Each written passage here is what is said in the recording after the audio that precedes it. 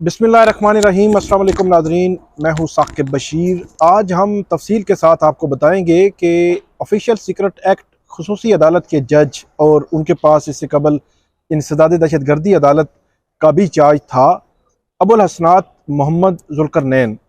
इन जज साहब के ख़िलाफ़ क्यों जो है वो इंस्पेक्शन जज इस्लामाबाद हाई कोर्ट के उन्होंने क्यों लिखा और उनको वापस लाहौर हाई कोर्ट, उनका जो पेरेंट डिपार्टमेंट है, वहां भेजने की सिफारिश क्यों की, और इन जज साहब के खिलाफ चार्जशीट क्या है। खास तौर पर जो चार्जशीट है उस पर हम एक तो बात करेंगे तफसील के साथ कि कब क्या हुआ, और उसके बाद के साइफर केस में कौन सी जो है वो डिस्कशन ऑब्जर्वेशंस आई थी जिनको कम से कम जज साहब ने देखा भी नहीं। आज की जो हमने बात करनी है चार्जशीट जिसकी बुनियाद पर उनको वापस भेजा जा रहा है वो तो और है, लेकिन साइफर केस में भी कुछ ऐसा जो है वो मौजूद था। फिर इस्लामाबाद हाई कोर्ट क्यों मजबूर हुई कि इस पे एक्शन जो है वो लिया जाए। इस सारे तनाजुर पे हम बात करेंगे। हमारे साथ मौजूद हैं सीनियर सहाफ़ी हैं, कोर्ट रिपोर्टर हैं एहतशाम कियानी। हम इनसे पूछेंगे और डिस्कस करेंगे कि क्यों जज अबुल हसनात को जो है वो वापस भेजा जा रहा है। इसमें सबसे अहम जो बात है वो ये है कि ऑफिशियल सीक्रेट एक्ट की एक ही अदालत है पूरे मुल्क में और उसके एक ही जज हैं और वो हैं जज अबुल हसनात साहब। और मेरी इतला के मुताबिक जज अबुल हसनात साहब ने जो ऑफिशियल सीक्रेट एक्ट के जो केसेस थे जो उन्होंने लिए थे वो उसी तरह जो है वो आइंदा जज को जो है वो ट्रांसफ़र हो जाएंगे। एक ही केस उन्होंने शुरू किया और वो ख़त्म कर दिया, और जो बाकी केसेस थे उनको ख़त्म नहीं किया। ये भी एक चीज़ थी सारे तनाजुर में। एहतशाम कियानी साहब से पूछते हैं, पहले बात करते हैं हम कि जज साहब के खिलाफ चार्जशीट क्या थी, कैसे ये मामला शुरू हुआ, साकिब साहब कहानी क्या है? बहुत शुक्रिया। चार्ज से पहले जरा ट्राइकॉटमी ऑफ पावर पे बात करते हैं कि होना तो ये चाहिए कि जो जजेस तैनात हों वो इस्लामाबाद हाई कोर्ट जो कि मुतलका कोर्ट है उसने करने होते हैं और उन्हीं की चीफ जस्टिस साहब की मर्जी से उनके वो तैनात किए जाएं। लेकिन यहाँ प्रॉब्लम ये है कि यहाँ पे हुकूमत स्पेशल कोर्ट्स के जजेस को तैनात करती है और उसका सबसे बड़ा प्रॉब्लम ये है कि हम सियासी इंतकाम पिछले कोई 8-10 सालों से देख रहे हैं मुसलसल। वफाकी हुकूमत जो होती है अपने सियासी मुखालफिन के खिलाफ केसेस बनाती है अपनी प्रोसिक्यूटिंग एजेंसीज के जरिए और उनको प्रोसिक्यूट करने के लिए उनकी मर्जी का जज तैनात होता है और उस जज में अभी तक भी वो अपनी ये पावर टेंडर करने को तैयार नहीं है कि हाई कोर्ट को ये इख्तियार दे दे। ये एक बड़ा कॉन्फ्लिक्ट चल रहा है। ये कॉन्फ्लिक्ट जब तक रिजॉल्व नहीं होता तब तक ये सूरत हाल पैदा होती रहेगी, मिसकंडक्ट भी जजेस का आता रहेगा, क्योंकि अदलिया का ये तीनों जो अदलिया, इंतजामिया और मुकन्ना के इख्तियारात हैं ये बड़े वाजे इनको डिवाइड किया गया है। ट्राइकॉटमी इनमें है कि तीन मुख्तलिफ जो स्तून हैं उन्होंने अपना अपना इख्तियार एक्सरसाइज करना है, लेकिन यहाँ हुकूमत ही लगाती है और अगर हाई कोर्ट की कंसेंट इनसे राय जानी जाती है, ये अगर एक जज पे मना कर दें तो दूसरा जज भी फेडरल गवर्नमेंट की मर्जी से आएगा, उस पे मना करेंगे तीसरा भी फेडरल गवर्नमेंट की मर्जी से आएगा। तो सबसे बड़ा तो ये इख्तियार जो है इनके पास आना चाहिए, मतलब इनकी वो, क्योंकि ये देख यही रहे होते हैं उनके ऊपर जो है जी डेफिनेटली, और अदलिया का इख्तियार हो ना। अच्छा ये बताएं कि का इख्तियार ना हो, क्या मामला क्या था? अच्छा जो आप बताया आपने कि ऑफिशियल सीक्रेट एक्ट का चार्ज होते हुए जो साइफर वाला मामला जो सारा किया वो तो सबके सामने है। आमिर मसूद मुगल जो कि इस्लामाबाद से पीटीआई के कंटेस्टेंट थे, उम्मीदवार थे, उनको 8 फरवरी को इलेक्शन होने थे और 6 फरवरी उनके 5 केसेस में उनकी तारीख थी इंसदाद दहशतगर्दी अदालत में। तो वो पेश हुए, उनके वकला भी अदालत में पेश हुए और अदालती जो समाअत थी उनके 4 केसेस जो थे उनमें उनकी जमानत मंजूर कर ली गई कि बेल बिफोर अरेस्ट आपकी मंजूर होगी, आपको अरेस्ट नहीं किया जाएगा। और उसी समाअत में 5वें केस में जज साहब ने कहा कि इस पे हम अगली तारीख डाल रहे हैं। 13 फरवरी की तारीख डाल गई जो कि इलेक्शन के बाद थी। आमिर मुगल भी, वकला भी वहां से आराम से निकले, लेकिन बाद में उनको शाम को पता चला कि 5वां जो मुकदमा है उसमें जमानत खारिज कर दी गई है। ये नहीं हो सकता क्योंकि जब दोनों पार्टीज वहां पे मौजूद हैं, फ्रीकैन दोनों मौजूद हैं, तो उनकी मौजूदगी में तो अदालत फैसला कर सकती थी, लेकिन जब तारीख दे दी, ऑर्डर शीट में लिखवा दिया, तो उसके बाद ये नहीं हो सकता था कि उनकी जमानत खारिज हो। फिर जमानत खारिज हुई, लेकिन आमिर मुगल कहीं छुप गए, कहीं साइड लाइन हो गए, तो वो उनकी गिरफ्तारी नहीं हो सकी। बज़ाहिर उसके पीछे जो मकसद नजर आ रहा था वो यही था कि उनकी गिरफ्तारी मकसूद थी। जिस तरह 8 फरवरी इलेक्शन से पहले पीटीआई के जो कैंडिडेट्स थे, पीटीआई की जो वर्कर्स थे, जो उनकी मुहिम थी उसको रोका जा रहा था, गिरफ्तारियां हो रही थी, और एक गिरफ्तारी आमिर मसूद मुगल की भी हो सकती थी इस केस में। लेकिन बज़ाहिर मोरा बने जो अदालत है, जो इस तरह होना नहीं चाहिए, और वो जो है वो उनकी जमानत जो है वो पहले उनकी हाजिरी लगी, तारीख पड़ी, और उसके बाद वो घर गए तो उनकी जमानत जो है वो खारिज करके भेज दी, और पुलिस उनकी गिरफ्तारियों के लिए पीछे जो है वो पड़ गई। फिर बड़ी हैरानकुन सूरत हाल थी जी। इस्लामाबाद हाई कोर्ट भी इस पे बड़ी हैरान हुई। अगले दिन आमिर मुगल के वकला हाई कोर्ट पहुंचे और बमुश्किल उनको भी हाई कोर्ट के अंदर लाया गया, कहीं छुप छुपा के उनकी बायोमेट्रिक वेरिफिकेशन होगी, और उसी दिन केस लग गया। केस लगा तो जजेस के सामने ये तमाम रोदाद उनके वकला ने पेश की, बताई, तो उस पर जस्टिस मियां गुल हसन औरंगजेब और जस्टिस अरबाब मोहम्मद ताहिर समाअत कर रहे थे। वो बड़े हैरान हुए। पहली हैरानी का इजहार जब ये उन्होंने किया तो आमिर मुगल को अबूरी जमानत दी, इंटरम बेल उनको दी कि आप इलेक्शन के बाद की तारीख दी गई, और आइंदा समाअत जो हुई उस पर फिर वकला ने जब ये सारा मामला कंटेस्ट किया तो अदालत ने कहा कि बज़ाहिर वो ये समझते थे कि ऐसा नहीं हुआ होगा। शायद वकला बहुत सारे होते हैं जो अपनी तरफ से अदालत भी समझ रही थी कि शायद जो है वो एग्जैजरेट कर रहे हैं, बाज़ औक़ात पिटिशनर्स भी या कोई आता है तो वो एग्जैजरेट भी कर देते हैं। तो अदालत का तो वकील 4-5 वकील थे, उनको ये ऑर्डर किया गया कि आप नेक्स्ट डेट ऑफ हियरिंग पे अपने बयान हल्फी जमा कराएं और उसमें ये तमाम बात जो आप वकूआ बयान कर रहे हैं ये सारा लिखें। वकीलों ने वो भी जमा करा दिए कोर्ट के सामने। जो है बड़ा गैर मामूली एक्ट होता है, मतलब रूटीन में नहीं होता कि बयान जी डेफिनेटली कोर्ट में अगर आपने ऑन ओथ अगर आपने कोई स्टेटमेंट दिया हुआ है और वो फॉल्स हो तो फिर उसके कॉन्सिक्वेंसेस होते हैं। फिर जब ये भी कोर्ट के सामने आ गया तो उन्होंने फर्दर इसकी क्रॉस चेक या डबल चेक करने के लिए उन्होंने कहा कि हम उस मुतलका कोर्ट से रिकॉर्ड भी मंगवाएंगे। तो उस रिकॉर्ड से पहले एक और चेक जो किया गया वो प्रोसिक्यूटर को बुलाया गया, तफ्तीशी अफसर को बुलाया गया, उन्हें बुलाकर अदालत ने पूछा तो वो बड़े रिलेक्टेंट थे, कुछ बता नहीं रहे थे। तो आपको पता है डिप्टी कमिश्नर और एसएसपी ऑपरेशंस को उन्हीं दिनों सजा हुई थी और वो फिर माफी तलाफी वाला काम भी चल रहा था। तो जजेस ने रिमार्क्स दिए कि आप कोर्ट को मिसलीड ना करें, गलत स्टेटमेंट ना दें। अगर गलत स्टेटमेंट हुआ आपका तो उसके कॉन्सिक्वेंसेस होंगे। पहले आप गलत बयानी करते हैं और बाद में आकर माफी तलाफी शुरू कर देते हैं।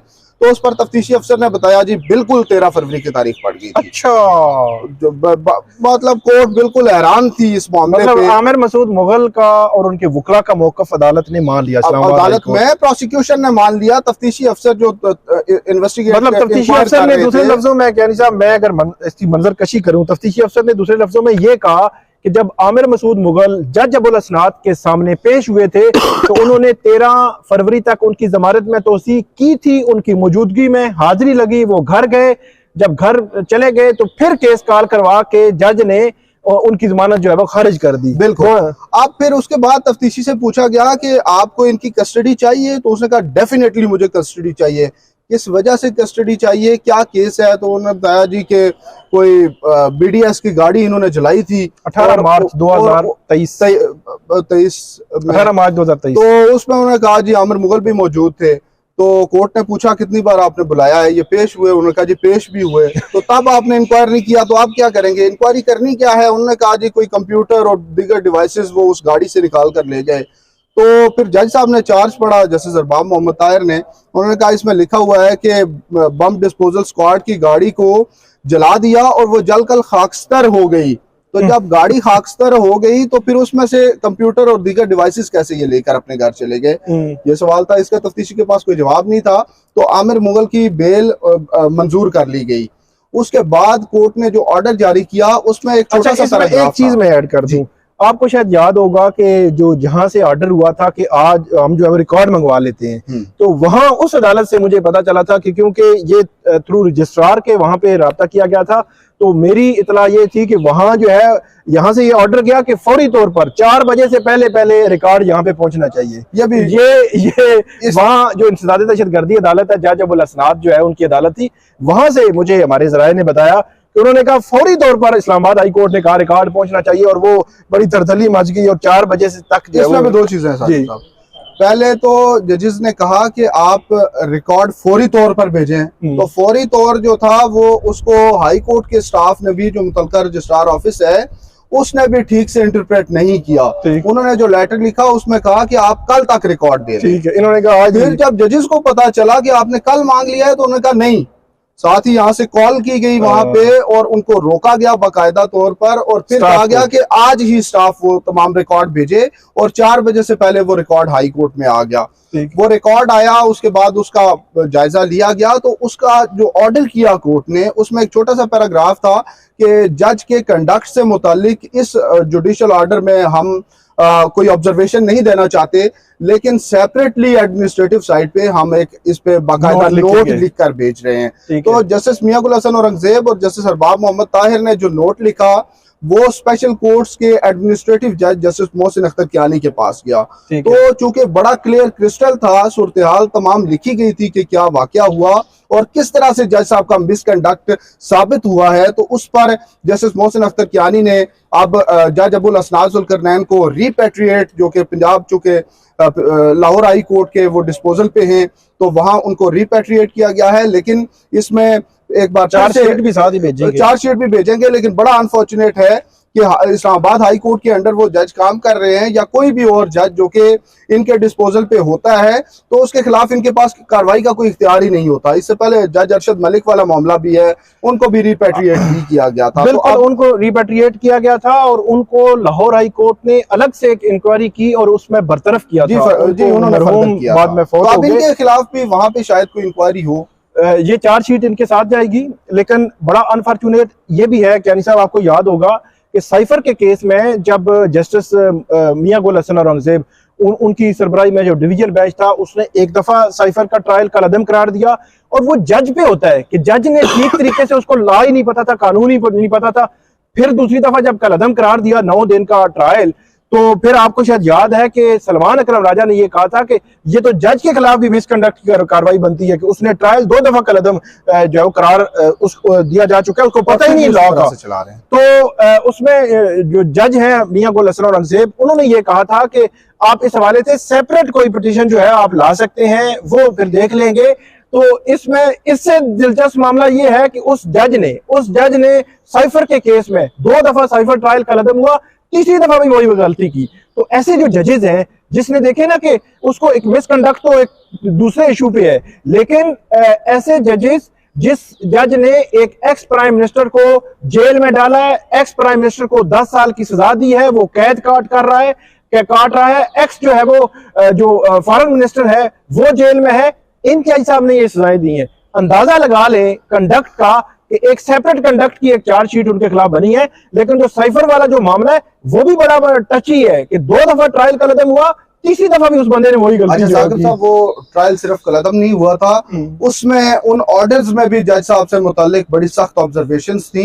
मेरा ख्याल है सलमान अकरम राजा साहब को ये दरखास्त एक अलग से फाइल करनी चाहिए थी कि नहीं, मेरा ये ख्याल है कि आज भी अगर कोई सेपरेट उनके खिलाफ की जाए तो हो सकता है जुडिशियल साइड पे नहीं तो एडमिनिस्ट्रेटिव साइड पे अदालत कहे कि हम इसको देखते हैं, इस मामले को। Possibilities are there. वो उन जज साहब ने जब पहली बार ट्रायल जब उनका सेटिस्फाइड हुआ, तो उसमें प्रोसीजर अडॉप्ट नहीं किया गया था कि जो ऑफिशियल सीक्रेट एक्ट के अदालत के जज हैं उन्होंने इनिशिएट करना था ये मैटर, लेकिन उन्होंने कोई जुडिशियल नोट नहीं लिखा था, बल्कि उन्होंने जो ऑर्डर लिख के भेजा था उस पे कोर्ट ने कहा कि ये तो कोई रिक्वेस्ट कर रहे हैं कि तुम्हारी मर्जी है, तुसी कर दियो अगर करना है थे। बिल्कुल।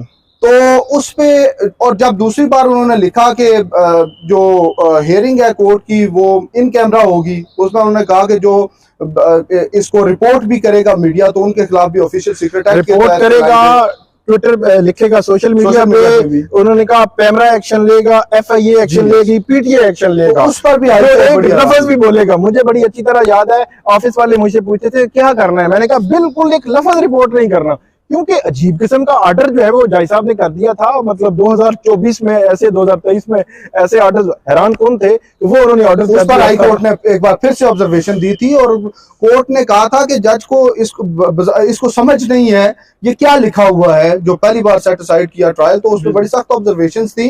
खैर वो शायद इमरान खान के वकला ने मुनासिब नहीं समझा कि उनके खिलाफ करते, लेकिन अगर वो अलग से सेपरेटली कोई पिटीशन लाते तो उस पर ऑर्डर हो सकता था। चीजें जो देखी जा सकती थी। बहुत शुक्रिया एहतशाम कियानी साहब, आपने बड़ी तफसील के साथ बताया, हमने डिस्कस किया कि जज अबुल हसनात के खिलाफ असल में मिसकंडक्ट क्या था, चार्जशीट क्या थी, और अब आगे जो है वो बज़ाहिर जो है वो क्या हो सकता है। लेकिन सिफारिश की जस्टिस मोहसिन अख्तर कियानी जो इंस्पेक्शन जज हैं, डिस्ट्रिक्ट जुडिशरी के, स्पेशल कोर्ट्स के। उसके बाद अब सिफारिश जो है वो chief justice Islamabad high court के पास है। अब ये देखना है कि कब उनको वापस जो है वो भेजा जाता है। तो ये थी आज की हमारी वीडियो। उम्मीद है आपको पसंद आएगी। इस पे फीडबैक जरूर दीजिएगा, कमेंट कीजिएगा। बहुत शुक्रिया।